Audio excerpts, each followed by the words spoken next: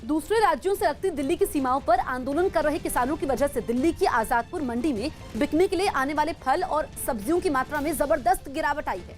रोजाना 2500 से ज्यादा ट्रकों में दिल्ली की आजादपुर मंडी में 12,500 टन फल और सब्जियां बिकने के लिए पहुंचते हैं, लेकिन पिछले 6 दिनों से चल रहे आंदोलन की वजह से कल मंडी में सिर्फ 6000 टन माल की आपूर्ति हो पाई है।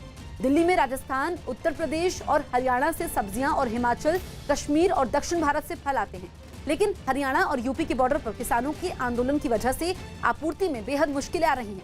आजादपुर मंडी के चेयरमैन की माने तो अगर बॉर्डर जल्दी नहीं खुले तो दिल्ली में फल और सब्जियों की भारी किल्लत होने के साथ ही दाम भी आसमान छू सकते हैं। हैदराबाद में निकाय चुनाव के दौरान के चंद्रशेखर राव की पार्टी टीआरएस और असदुद्दीन ओवैसी की पार्टी एमआईएम के कार्यकर्ता आपस में भिड़ गए।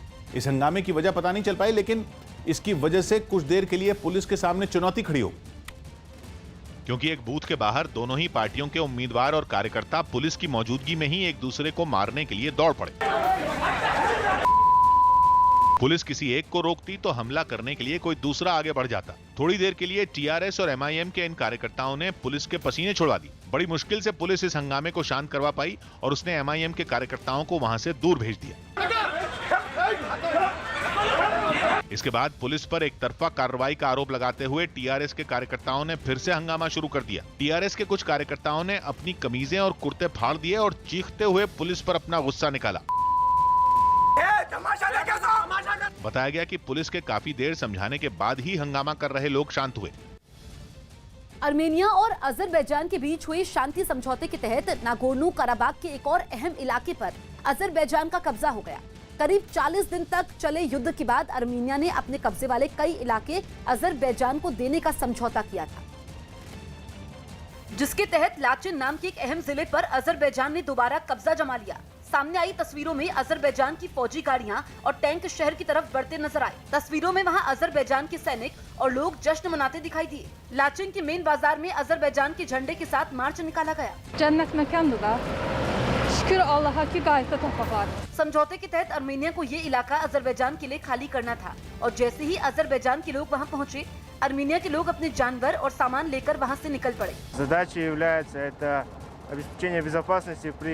इस बीच दोनों तरफ के लोगों में कोई झड़प ना हो, इसके लिए रूस की शांति सेना वहां पहरा देती नजर आई। लाचिन उन 3 जिलों में है जिन्हें शांति समझौते के तहत अजरबैजान को दोबारा लौटा दिया गया। कोलकाता में लोगों तक सरकारी योजनाओं का लाभ पहुंचाने के लिए राज्य सरकार की तरफ से लगाए गए एक शिविर में कोरोना नियमों की अनदेखी की गई।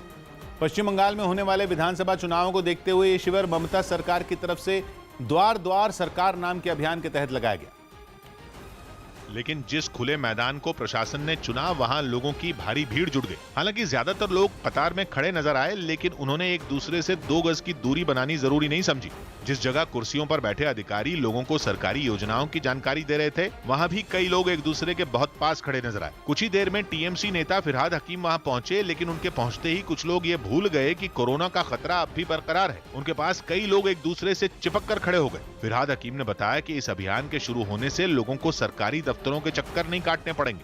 মমতা বন্দ্যোপাধ্যায় বললেন না, আধিকারিকরা মানুষের দুয়ারে যাবেন। हालांकि बीजेपी ने टीएमसी के इस अभियान को महज दिखावा करार दिया। ये सब केवल नाटक है, जुमला है, दिखाने के लिए। बताया गया कि टीएमसी ने द्वार द्वार सरकार अभियान के तहत राज्य में कई जगह इसी तरह के शिविर लगाए हैं और कई अधिकारियों को इस काम के लिए नियुक्त किया गया है।